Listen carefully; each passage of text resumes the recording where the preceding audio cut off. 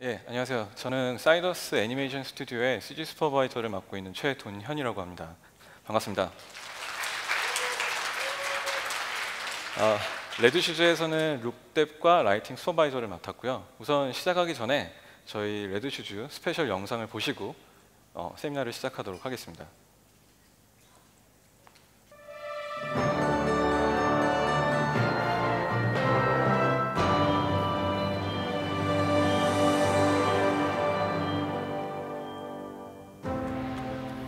I can't believe my beloved daughter Snow White has turned 18. By the time you read this, my fate will be uncertain. I only hope you can find the Fearless Seven and ask them for help. She's coming for me now.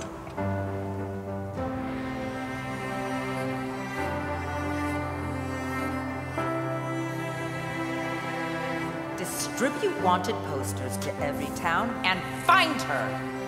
What? Excuse me, but who are you? My name is... Red Shoes.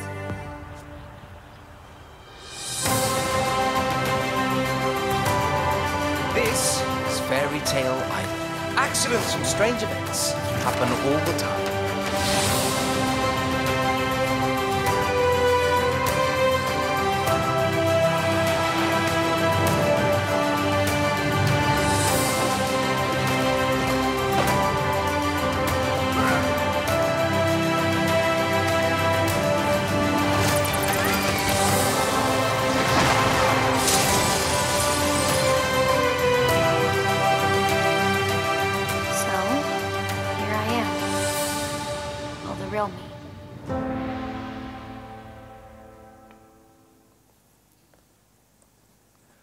안녕하세요.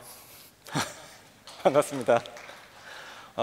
저희 지금 그 레드슈즈에 나왔던 우드베어라는 캐릭터가 저 대신해서 인사를 드렸고요. 오늘 발표 내용은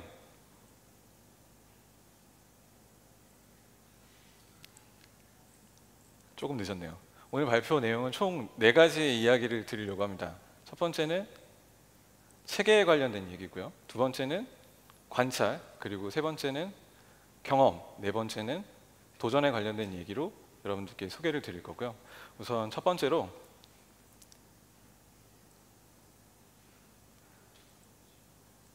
체계에 관련된 부분에 대해서 소개를 드리도록 하겠습니다. 일단 이 체계에 대한 얘기는 파이프라인에 관련된 이야기고요. 파이프라인은 저희 레드슈즈에서 이제 제작됐던 사용됐던 리소스를 잠깐 소개를 드리자면 일단 태스크와 에셋, 샷을 소개해 드릴 수 있는데요.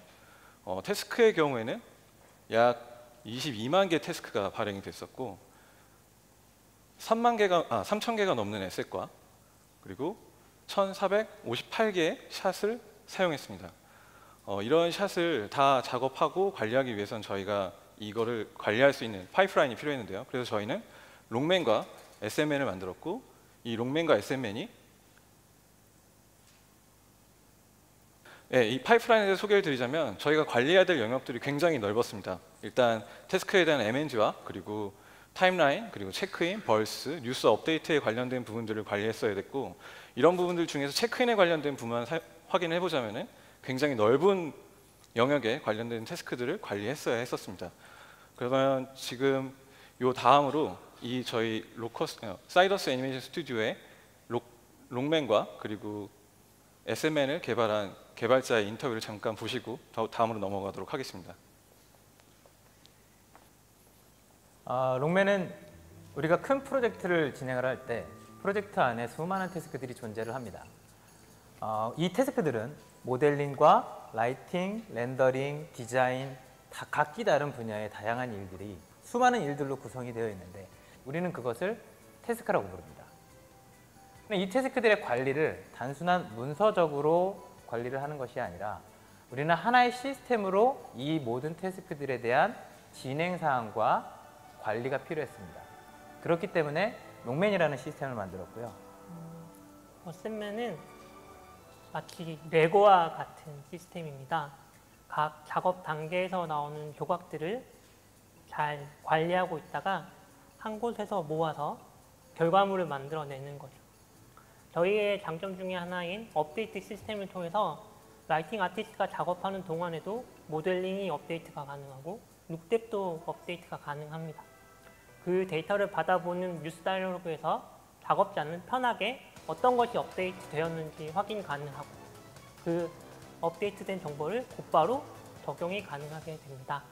작업자들의 니즈를 최대한 받아들여서 작업에 녹아들 수 있도록 한다. 그게 저희의 목표였고 그 결과물이 바로 SNM입니다. 그래서 저희 이 파이프라인에 관련된 부분을 좀 더 설명을 드리자면 여기서 진행하는 게 더 빠를 것 같네요. 그 파이프라인에 대한 부분을 설명을 드리자면 지금 보시는 바와 같이 태스크와 태스크 안에는 데이터가 있고요. 이곳에는 이제 매니저에 관련된 그 매니징에 관련된 인포메이션과 그 모델링에 관련된 데이터들이 담겨집니다. 저희가 모델링이라는 태스크를 발행하면 이런 형태로 데이터가 저장이 되고 저희가 여기 보이는 잭 프린스라는 캐릭터를 만들 때 이 안에는 이제 모델링과 리깅, 서페이싱에 대한 태스크와 정보가 한 번에 관리되게 되는 거고요. 그리고 이 에셋도 이 하나의 에셋이 완성되기까지 더 많은 정보들이 하나의 에셋 태스크 안에 묶이게 되고 그리고 라이팅샷을 구성할 때는 더 많은 에셋들이 이 한 곳에 모여서 하나의 태스크를 이루는 과정으로 진행이 되게 됩니다. 그렇다 하더라도 매니징에 관련된 부분들은 놓치지 않고 진행이 되는 거죠. 그것이 바로 저희 사이더스 파이프라인입니다. 두 번째는 룩뎁에 관련된 부분을 설명드리도록 하겠습니다. 제가 말씀드리고 싶은 룩뎁이라는 영역은 아트와 테크의 중심에 서 있다고 생각을 하는데요. 간단하게 얘기를 하면 예쁜 접시 위에 기술이 되는 예쁜 접시 위에 아주 맛있는 음식을 위에 올린다고 생각하시면 될 것 같습니다. 이번 레드슈즈에 참여했던 아티스트들을 이번에 또 인터뷰에 모셨는데요. 아마 지금 이 행사 장소에도 있을 테니까 주변을 잘 지켜보시다가 보이시면 아는 척 한번 해주세요. 인터뷰 바로 보시겠습니다. 룩뎁이란 영역 자체가 굉장히 어떤 한정을 지을 수 없는 영역을 포괄적으로 포함하고 있다고 생각이 들었고 그런데 이제 아놀드를 사용을 하면서 그 부분들을 좀 많이 어렵진 않게 작업을 할 수 있었던 것 같아요. 실상 아놀드는 이번 레드슈즈 작업을 하면서 처음 해봤는데 다른 솔루션에서 아놀드로 넘어왔다고 해서 적응하는데 어렵거나 그러진 않았고요. 좀 더 리얼하게 다가갈 수 있는 거에 좀 더 쉬웠고 그리고 텍스처를 여러 가지를 만들지 않아도 한 번의 렌더 레이어에서 많은 패스들을 만들 수 있었기 때문에 쉽게 작업할 수 있었고요. 아놀드 4의 경우 AL 서페이스를 사용했었는데 그때는 이제 SS 탭도 여러 가지로 다 디스턴스별로 나눠져 있었고 여러 가지로 그 씬 안에서 디벨롭을 할 수 있는 여러 노드들을 제공을 해주기 때문에 씬 안에서 나름대로 여러 가지로 응용을 해서 새로운 도전들을 할 수 있는 무궁무진하죠. 사용하는 방법도 간단할 뿐 아니라 프랍을 약 400개 정도 제작을 했었는데 기본적인 이해만 있는 분이면은 바로 사용이 가능할 거라고 생각합니다.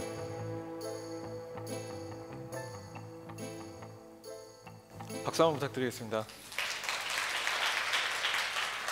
저희가 레드슈즈를 제작을 할 때 룩뎁에서 가장 중요하게 생각했던 부분들은 해상도였습니다. 이 해상도를 굉장히 중요하게 여겼던 이유는 가까이 가서 렌더링을 하더라도 해상도에 문제가 없어야 된다는 걸 얘기하는 거였고요. 그래서 저희는 약 굉장한 고해상도의 상태에서 렌더링을 하더라도 퀄리티가 열화되지 않는 형태로 제작을 했습니다. 지금 스크린에는 조금 안 보일 수도 있지만 현재 보이는 그 옷에 대한 질감 하나하나가 살아있게 되어 있는데요.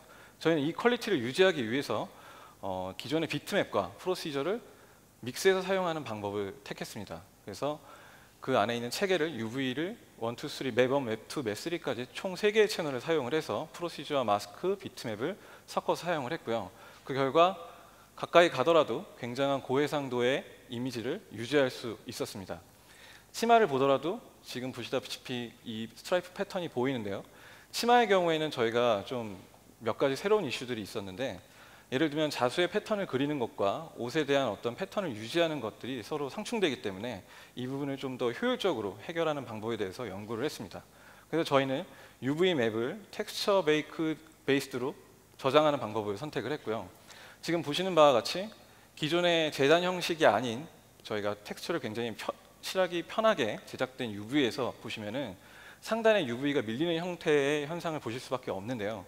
만약에 저런 부분의 현상이 없게 되려면 재단 베이스로 UV를 펴야 됩니다. 하지만 이런 경우에는 아시다시피 굉장히 정교한 그림을 올리기가 좀 쉽지 않은 상황인데요. 이 두 개의 메쉬에 대한 형태의 UV를 비교해 보면 지금 다음과 같은데, 저희가 선택한 방법은 이쪽 재단에 있는 UV 데이터를 이미지 데이터로 지금 현재 있는 데이터에 넘겨주는 방식을 선택을 했고, 지금 보시는 바와 같이 재단 방식은 바뀌었지만 UV가 올바르게 펴져 있는 것을 보실 수가 있습니다. 사용 방법은 매우 간단한데요. 저장된 데이터를 지금 보시는 것과 같이 UV 코드에다가 R과 G 채널을 연결만 해주시면 됩니다. 그러면 지금 보시는 바와 같이 치마에 들어간 UV를 자유자재로 활용할 수 있게 되고요. 이 결과 저희가 필요한 부분에만 새로운 텍스처를 올리는 과정도 가능했었습니다. 이런 여러 가지 믹스되는 기술들과 UV를 핸들링하는 기술들을 통해서 스킨이 아주 가까이 가더라도 디테일을 유지하고 있는 걸 확인하실 수가 있고요. 지금 보시는 바와 같이 그 라벤다라는 캐릭터의 젊은 시절과 늙은 시절의 얼굴 피부 디테일도, 그리고 옷 디테일도 상당히 잘 유지되고 있다는 걸 확인하실 수가 있습니다. 이런 디테일에 관련된 부분들은 샷에서 정말 짧게 나오긴 했지만 모든 왕자들한테도 사용이 됐었고요.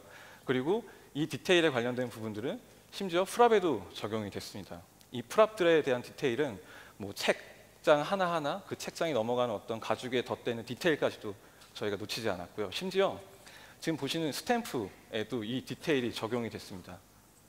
굉장히 크게 디테일을 잡았는데 이 스탬프가 어디 사용됐냐면요. 영화 중에 쪽이 사용이 됐고요. 그리고 저희는 더 많은 프랍들을 지금과 같은 고해상도의 퀄리티로 제작을 했고 더 많이 제작을 했습니다. 그래서 이런 샷들에서 여기에 사용됐습니다.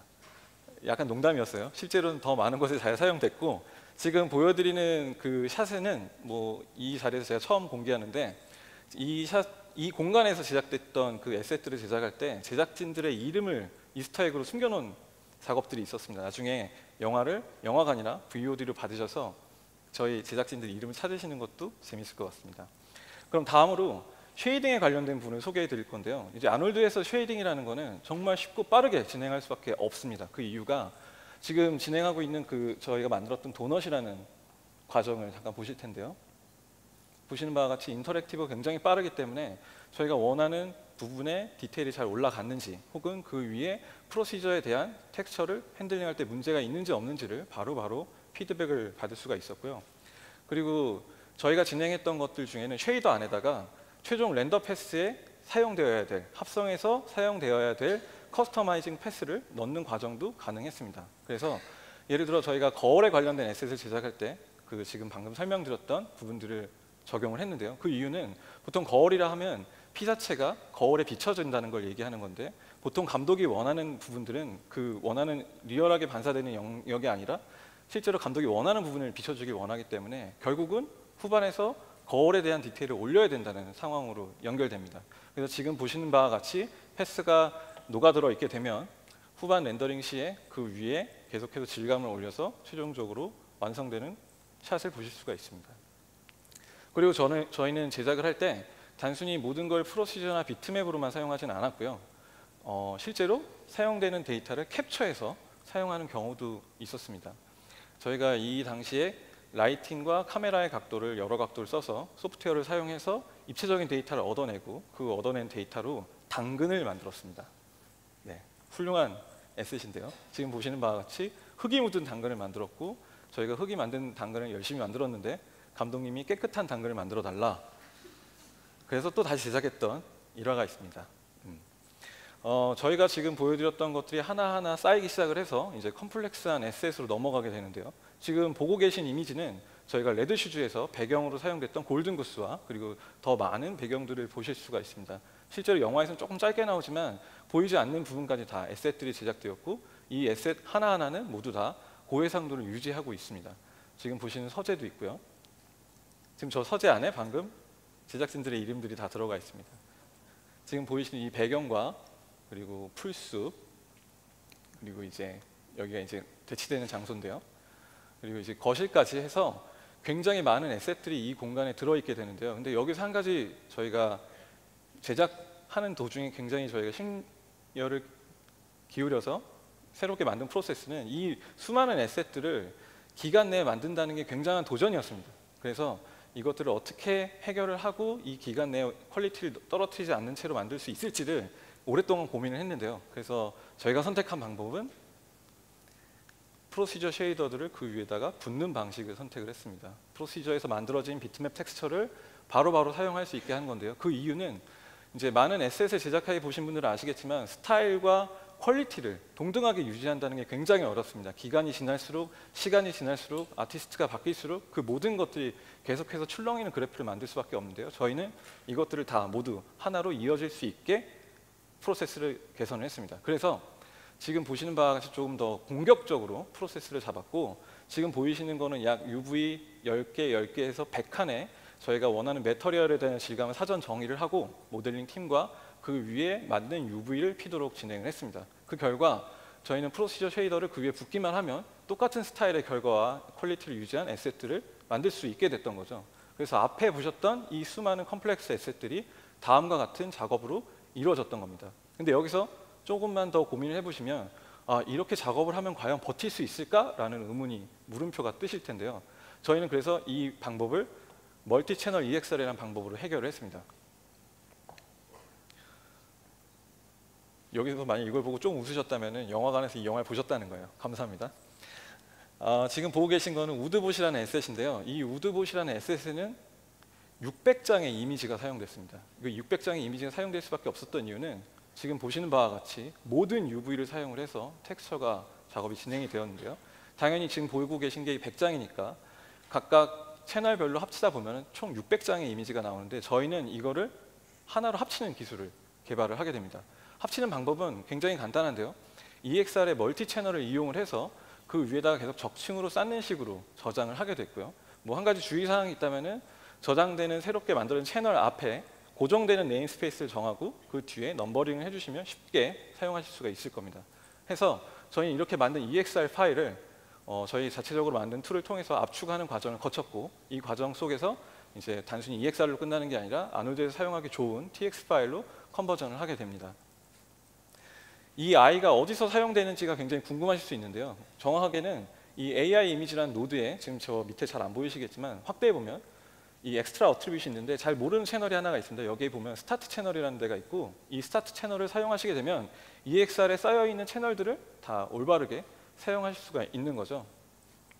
그래서 지금 보시는 것 같이 아까 우드봇의 수많은 텍스처들을 수많은 파일 로드를 선택해 가면서 하는 게 아니라 지금 하단에 보시는 것처럼 연결을 해서 채널만 바꿔주면 그 안에 압축되어 있는 텍스처를 확인할 수가 있습니다. 그래서 저희는 이 방식으로 수많은 배경들을 손쉽고 빠르게 완성할 수가 있었습니다. 다음은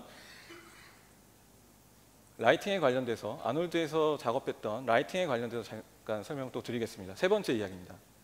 우선 제가 생각하는 라이팅은 경험이라고 생각을 하는데요. 경험이 정말 중요하다고 생각하는 이유는 뭐 촬영장에서 경험도 있을 거고요. 그리고 드론을 사용해서 호버링을 통해서 촬영한 이미지들도 영감을 주는데 큰 도움이 된다고 생각합니다. 이건 제가 제 드론으로 찍은 영상인데요. 여기를 통해서 살짝 소개를 드리자면 하간포에 있는 태안에 있는 하간포라는 캠핑장입니다. 나중에 한번 꼭 가보세요. 정말 예쁩니다. 그래서 이제 경험을 얻기 위해서 많은 곳을 돌아다녔고, 그리고 많은 촬영을 했고, 그곳에서 얻어지는 감성들을 이제 계속해서 생각하고 고민했습니다.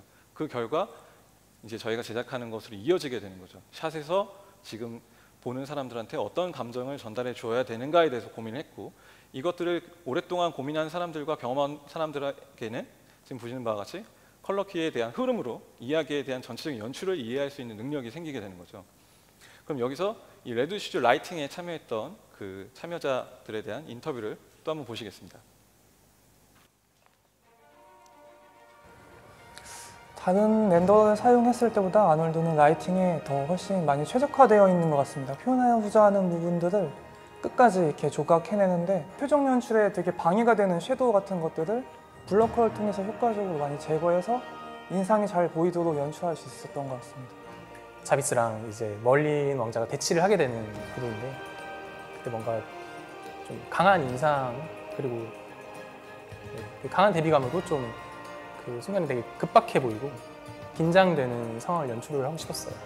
제가 아놀드 사용하면서 장점으로 느꼈던 부분은 그냥 앞에서도 많이 언급됐던 디케이나 블러커 등등이었던 것 같아요. 그리고 안에 있는 스페큘러나 뭐 이런 걸 디퓨저 쪽에 개별로 줄 수 있는 옵션 값이나 뭐 그런 부분이 사실 라이팅하는데 유리하게 작용했던 것 같고, 그리고 렌더 뷰 안에 아이솔레이트 그것도 이제 개별적으로 라이트를 볼 수 있어서 작업하는데 유용했던 것 같습니다.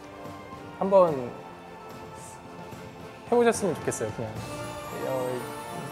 마지막 파트에서 거의 모든 연출과 그냥 무에서 유를 창조하는 느낌을 받을 수 있을 거라고 생각합니다. 박수 부탁드립니다. 오늘 박수를 여러 번 치셔야 될 것 같네요. 감사합니다.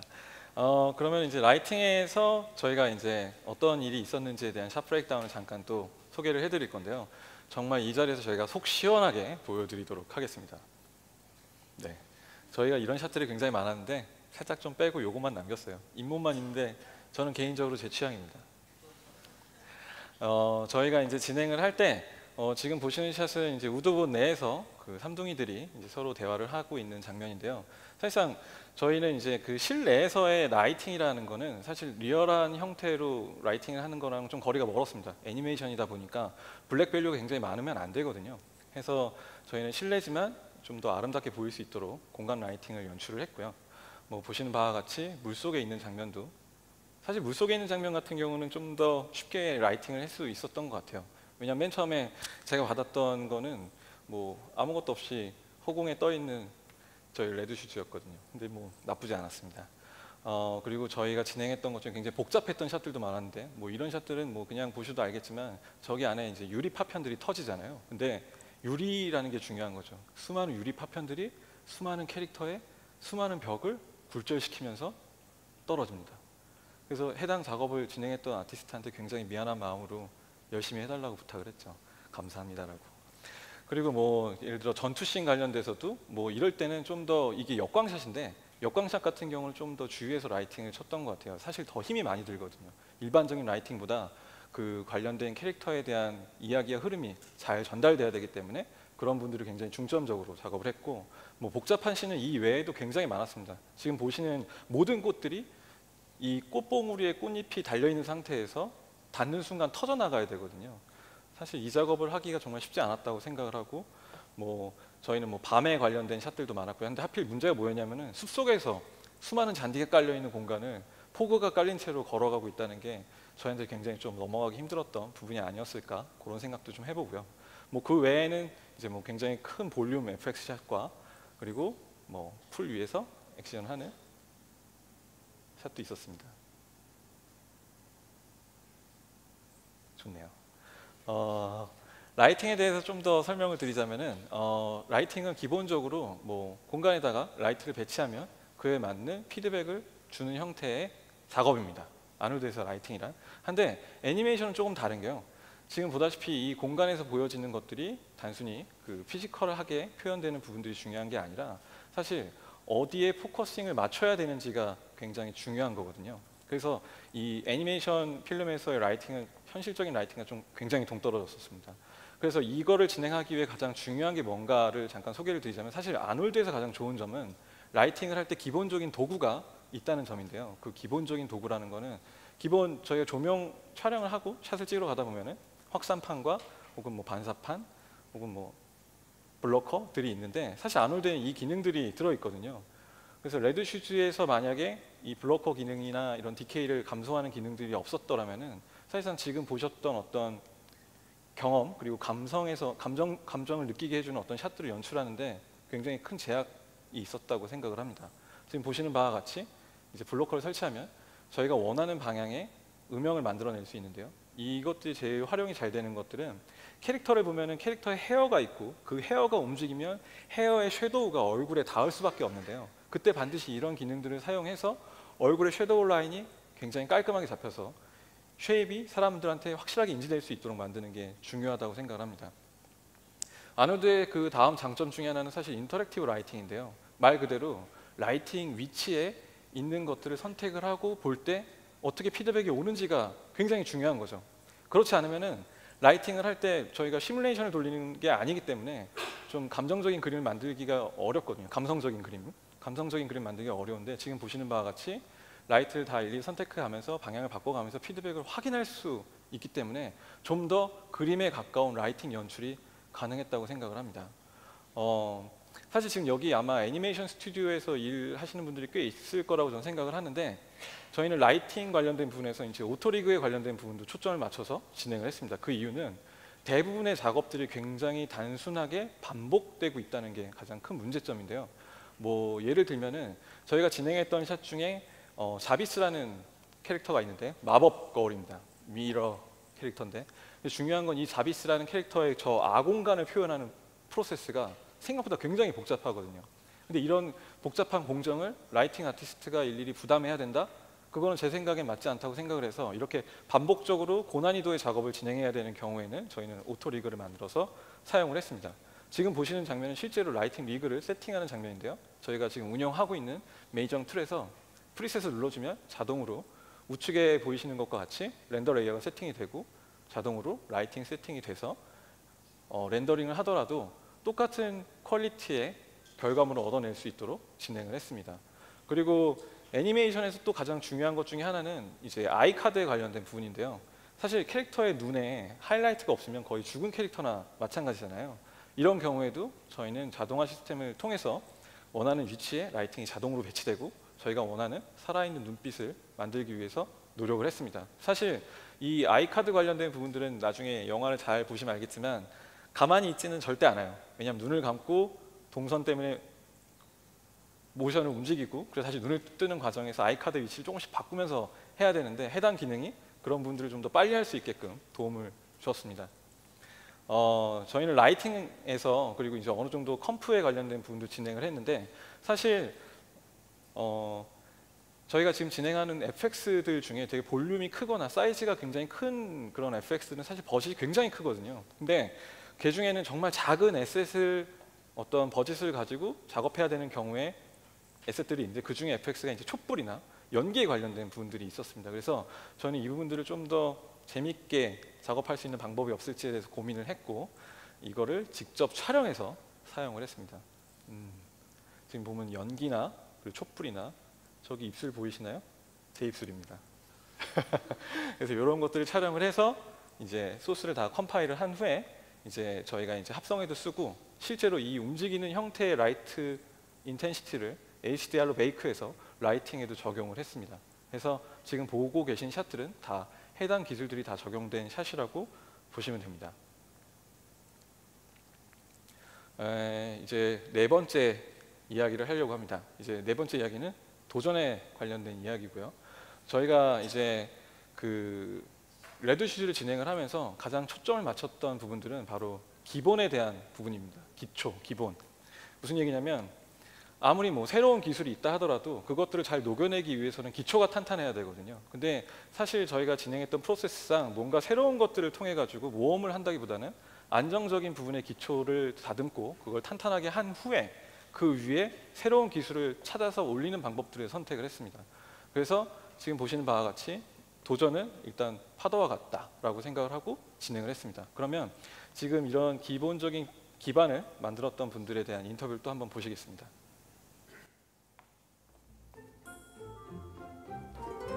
뭐 저희도 좀 놀랐지만 아무튼 작업에서 이제 그런 부분들이 얻은 성과, 아트적인 부분에 더 집중할 수 있게 잘 되어 있는 것 같아요.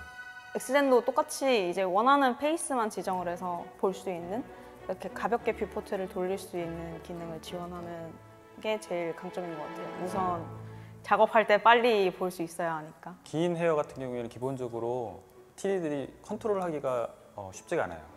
그래서 이 실제 자연적인 머리에서도 이 찰랑찰랑거리는 머리카락을 우리가 원하는 각도에서 원하는 모양으로 쉐입을 잡기가 그 실제 시뮬레이션만 써서는 정말 어렵거든요. 제 엔클로스의 가장 큰 장점은 마야 기본 탑재된 프로그램이기 때문에 좀 더 가볍고 직관적인 수치를 입력을 할 수 있다는 게 저는 가장 장점이라고 생각합니다.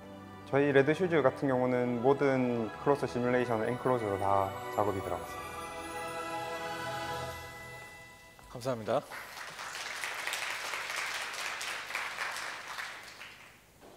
네, 이제 저희가 이제 그 기본에 관련된 부분들 중에 제가 2017년도에 이 자리에서 똑같은 세미나를 한번 진행을 했습니다. 그 당시에도 아놀드 세미나였고 그 당시에 제가 소개드렸던 기능 중에 하나가 디스플레이스먼트 프리뷰에 관련된 내용인데요. 시리가 저를 말을 거네요. 지금 보시는 바와 같이 2017년도에 제가 공개했던 슬라이드인데 뷰포트에서 디스플레이스먼트가 적용된 상태의 메쉬를 보고 애니메이터한테 피드백을 줄 수 있다는 거에 대한 얘기를 했고요. 저희가 실제로 애니메이션을 적용했을 때는 지금과 같은 결과물을 볼 수가 있습니다. 보시는 바와 같이 이제 디스플레이스먼트 프리뷰를 활성화시켜 주시면 배경 골드무스에 적용되었던 바닥이 올바르게 표현되고 있는 걸 볼 수 있는데요. 이런 부분들로 바닥이 뚫리거나 파이는 부분들에 대한 것들을 완전하게 피할 수가 있었습니다. 제일 중요한 건 렌더링된 결과물도 그거와 완전히 일치했다는 거죠. 굉장히 훌륭한 기능이라고 생각을 합니다.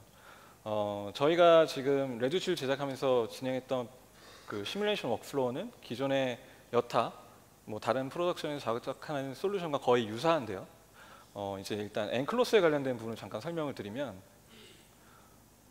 지금 보시는 바와 같이 멀린이 이제 최후의 전투를 하고 있는 도중의 과정인데 기본적으로 시뮬레이션을 처음 돌리게 되면 저희가 원하는 결과물을 얻기란 사실 불가능합니다. 대부분 다 옷이 뚫리거나 혹은 어딘가가 쉐입이 너무 이상하게 나와서 감독이 원하는 혹은 연출되는 방향과는 굉장히 갭이 있는 경우가 많은데요.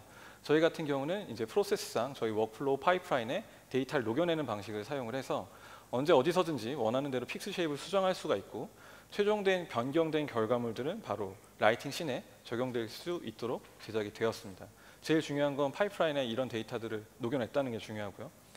애네어 같은 경우도 마찬가지입니다. 애네어 같은 경우도 기존에 다른 여타 플러그인들을 사용해도 비슷하긴 하지만 결국 커브에 관련된 시뮬레이션이 굉장히 중요한데요. 그냥 단순히 시뮬레이션만 진행하는 게 아니라 가까이서 바라보고 이 관련된 부분들에서 좀 더 커스터마이징을 하고 특히 애니메이션 같은 경우는 헤어의 캐릭터라이징이 굉장히 중요하기 때문에 그냥 리얼하게 모든 게 다 헤어가 흐트러지면 안 되거든요. 항상 어느 구간은 이 캐릭터의 헤어가 유지되어야 된다라는 부분들이 있습니다. 저희는 그런 부분들을 저희가 내부적으로 제작한 툴을 통해서 이제 적용할 수 있게 되었고 필요에 따라서는 감독이 원하는 만큼의 방향을 더 수동으로 커스터마이징하는 방법을 택했습니다. 굉장히 훌륭한 프로세스고요. 다음은 마쉬에 관련된 얘기를 드리겠습니다. 마쉬가 어디에 쓰이는지에 대해서 좀 많이 아실 거라고 저는 생각을 하는데 제가 예전에 보여드렸던 그림 중에 하나는 이걸로 조경을 할 수 있다라는 것들을 보여드렸고 실제로 저희 레드슈즈에서도 사용되었습니다. 지금 보시고 계시는 것 중에 나무나 꽃 앞에 있는 풀들이 잔풀들 말고 큰 풀들이 마쉬로 제작이 되었는데요. 기존의 에셋들을 쉐이더와 메쉬와 커스텀 어트리뷰시 있는 이 에셋을 S로 베이크한 후에 이거를 마쉬로 투영하는 과정으로 작업을 진행을 했습니다. 지금 보시는 바와 같이 뷰포트에서 저희가 그 샷에 해당하는 에셋을 셋드레싱하고 있는 과정이고요.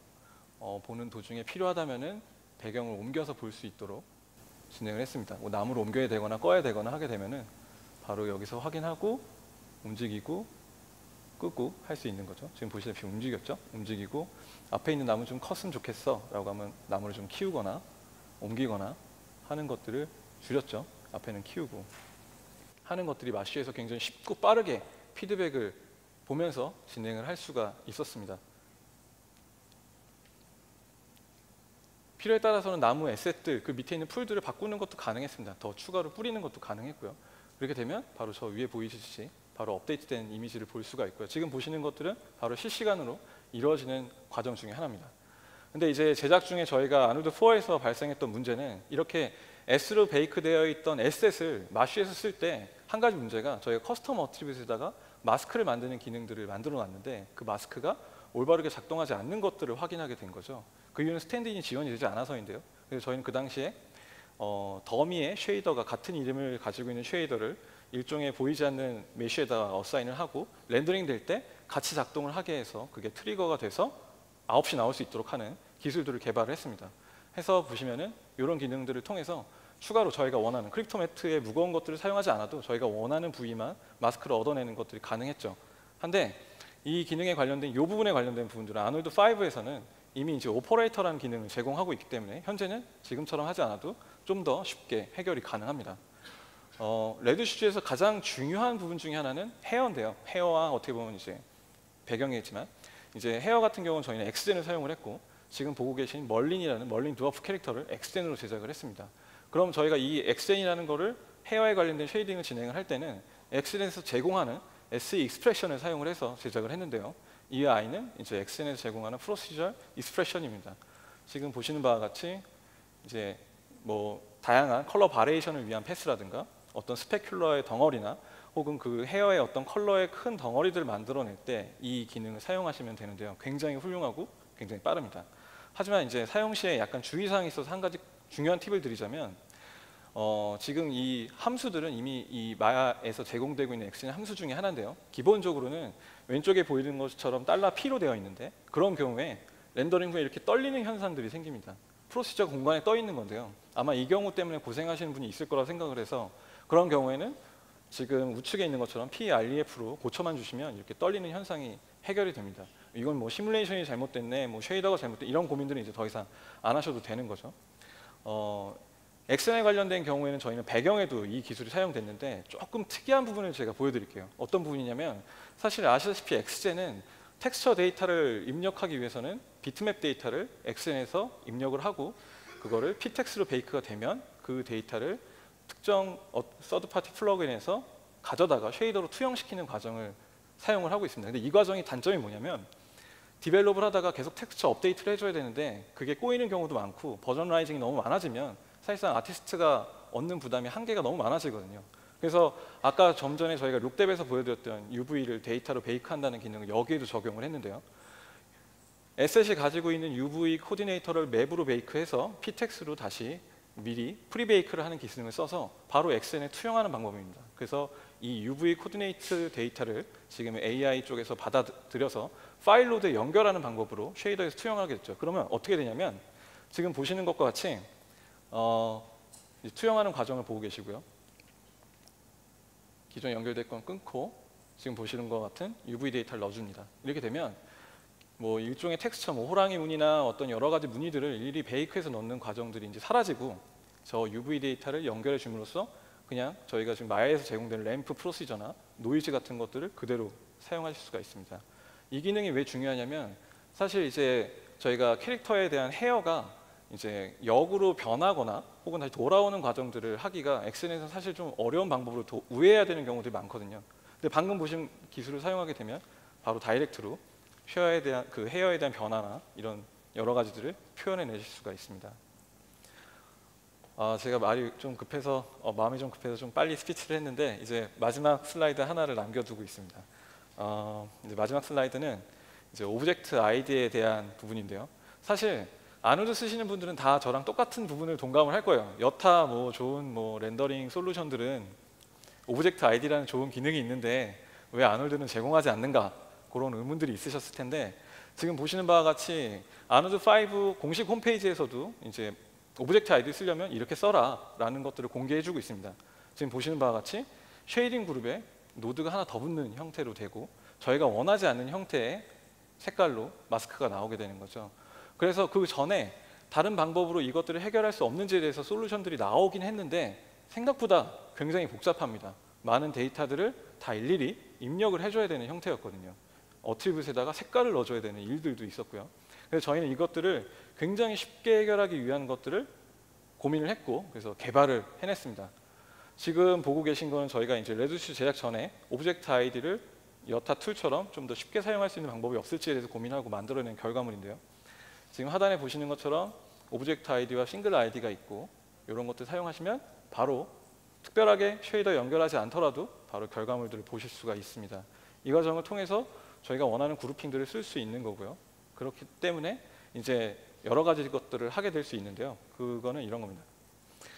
방금 오늘 바로 이제 슬라이드 첫 번째에 인사했던 우드베어 A 에셋입니다. 이 에셋을 저희가 이제 오브젝트 아이디를 적용할 때는 일일이 사람이 타이핑을 해서 아이디를 적용하는 게 아니라 이미 고유의 아이디 넘버링을 롱맨에다가 입력을 하고 이 아이디를 벌스할 때 자동으로 오브젝트 아이디가 오브젝트별로 자동으로 배치되는 형태의 프로세스를 적용을 했고요. 지금 보시는 바와 같이 아까 보셨던 툴을 통해서 바로 프리셋을 불러오면 아이디가 자동으로 생성이 되고 렌더링을 하게 되면 각 부위별로 마스크가 생성되는 걸 보실 수가 있습니다.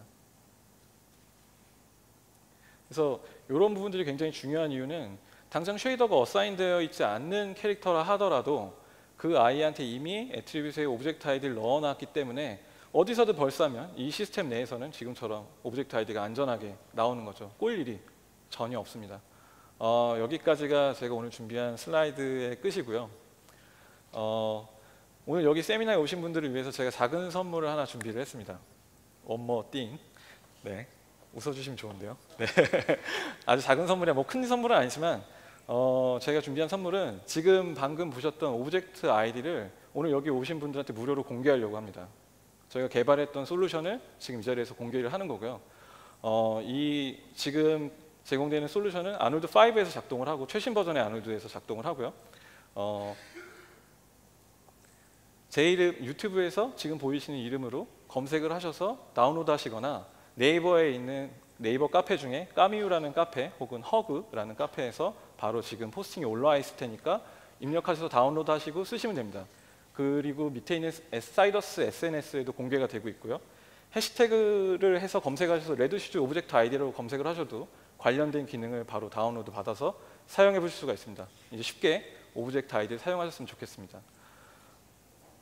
네, 이렇게 해서 오늘 준비한 4개의 이야기를 다 했고요. 이제 체계와 그리고 관찰 그리고 경험, 도전에 관련된 이야기였습니다.